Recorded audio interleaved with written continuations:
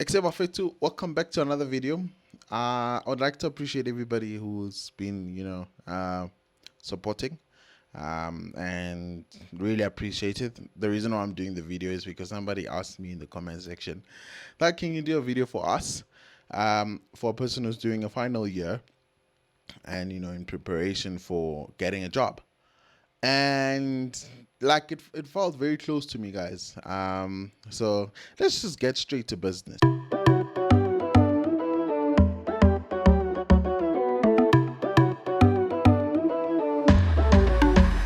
So number one, your hustle and your portfolio is great. It's better than your CV. It's greater than your CV.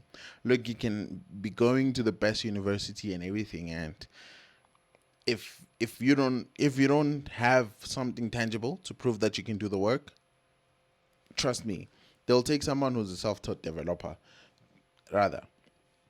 Why am I pushing this? Is because you must understand that treat yourself as a service provider. If you are hiring someone to come and provide you a service, would you rather have someone who says they've done the work or someone who has actually done the work? Think about it that way. It's as simple as that. So if you are pushing your side hustles, you're pushing your applications, you're going to hackathons, but okay, let me just talk about the hustles in the portfolio before I go to hackathons. You're doing all those things and you have your GitHub and everything is already set up and you have a very good commit history. You're a very committed individual. You are showing your employer that, look, I'm very passionate. I want to do this. I'm driven. I have curiosity. Guys, let's be honest. A CV can get you into the interview, but the portfolio, your attitude, how you can articulate the problems that you've solved with your project, that's what gets you the job, because that's what they're looking for. They're looking for the attitude, the passion, the love, the commitment, and proof that you can actually do the job. Number two, born. Look, you can be smart. The smart is in the room, but don't have a know-it-all mindset. It all buys this writing blind. Because one thing that I've learned about people that have a mindset of know-it-all, they tend to not learn as much as they should learn. You can come to a space where I interview you and you already know that I don't have that high of a qualification, and you probably have a master's and a PhD in computer science, and you already have the mindset of a know-it-all. That is a dangerous mindset, because that doesn't allow you to grow. That doesn't allow you to improve in terms of wanting to learn more. Learn it all says, I'm always willing to learn. I'm always willing to be corrected. I'm always willing to understand the fact that I don't know it all. And that's what kills a lot of developers. Because you came in from varsity, you're smart, you're getting straight A's. You come in, bruh, and yeah, I look at your code. I see all the rookie mistakes on the merge request. I tell you this is a rookie mistake. Those things, they kill you. Well, I'm at fault for doing that, but what I'm trying to say is you need to have that mindset that, okay, cool, I'm a rookie mistake. What did I do wrong? How do I improve? That is a mindset of a learn it all. The one where you know it all, you become defensive. It will not get you anywhere. And this also helps you to grow as an individual. So rather not know it all and learn it all. So moving on to number three. Okay, this one is my favorite. Ne? I remember when I started moving into tech, I've always told myself that I want to work for a specific company, and it's a bank. And someone will say, yes, I spoke things into existence, but sharp. The most important thing is knowing where you're going, knowing your end goal, but not actually as an end goal, but that's where you want to be. And you would want to do as much as it takes for you to get to where you want to be.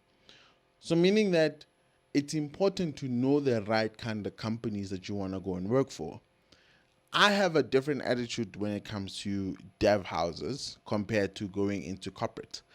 And that's because, dev houses services companies like the bank.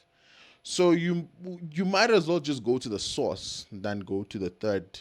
Even though at a dev house you'll learn way more than you would learn if you go straight to the company, because with the dev house they put you everywhere. You get to learn quick things quicker. You can end up being a consultant, but that's if you want to be a consultant. That's what I'm saying. It's very important to know what you want and you know the right companies you want to work for. So if your aim and your target at the end of it all is you want to go into consulting, going the dev house route is the best. But if you wanna just go and work for a company and you wanna specialize, then go to the right company, guys. Don't just go to the company that will throw you everywhere and then you end up doing things that you don't wanna do. It's not nice. It's not nice.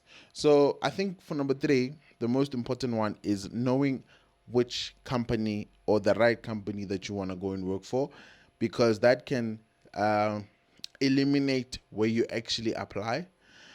It may not always work. I repeat, it may not always work. Sometimes you can get lucky, sometimes you might not get lucky. It's a what is it? It's a flip coin. It's a win-win. It's a slot machine. You either chow it or you get chow. So moving on to number four is leveraging all the entry platforms, be it it's hackathons, be it it's learnerships, be it it's internships. Those are the most important ones. Be it is graduate programs. So you want to search for graduate programs in the specific field. If you want to go for that specific company, you can search for graduate programs for that specific company and all of that. The reason why is because you are most like it's much more easier for you to get a junior role when you already have gone through an internship or a learnership. It's easier to look for a job that you want when you already have a job. It's harder when you don't have a job, because it's definitely harder. It's harder to get a junior role lately if you have less than 2 years experience. So just keep that in mind. So it's important for you to go and get as much experience as much as possible, and allow yourself to be exposed. Do hackathons. Go to hackathons. Shout out to Geek Culture. Follow Geek Culture and ask where is the next hackathon, because from there you will then be able to learn from other people, other guys that are probably doing their first or doing their last years. Some are already professionals, some are in different programs, some are self-taught developers. That will now lead to my last one, which is the most important one. Hey guys, you must network like a pro in tech. I'm not gonna lie. This thing of being shy, it doesn't work. It doesn't work, guys. No, I'm not gonna lie to you. Like, you must know people. The most important thing, how to get a job in South Africa, is knowing people. Not that you will go via the back doors. No, knowing people opens doors for you to be referred. Right? Referral is one of the ways where people, get jobs, and it's as simple as that. I didn't get a referral, but I've referred someone a job before, and I know people that have referred other people. But anyways, I'm not talking about that.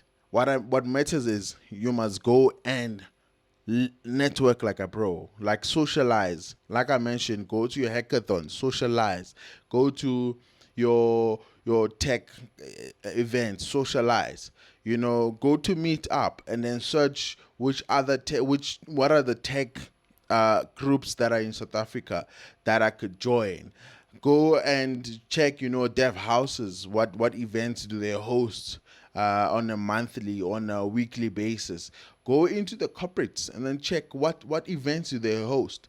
Because these are the crucial moments. These are the most important and crucial moments that you will not regret, because there you might meet a guy like me and then you tell me how much you love Java and that you've been working on some Kafka stuff that I don't even know, or you've been working on some RabbitMQ, or you worked on a payment system, or you worked on a staff management system or e-commerce system, and then I go view your code on GitHub, and the next thing I'm like, hey, actually, I can make that one a junior. That one when I'm there, when God blesses me to be there in the managing role, I can always remember you. That's how it works, guys. That's how it works. And once you understand that concept, you are gone. You are a gone boy, you are a gone girl, you are a gone man, you're a gone woman. It's as simple as that.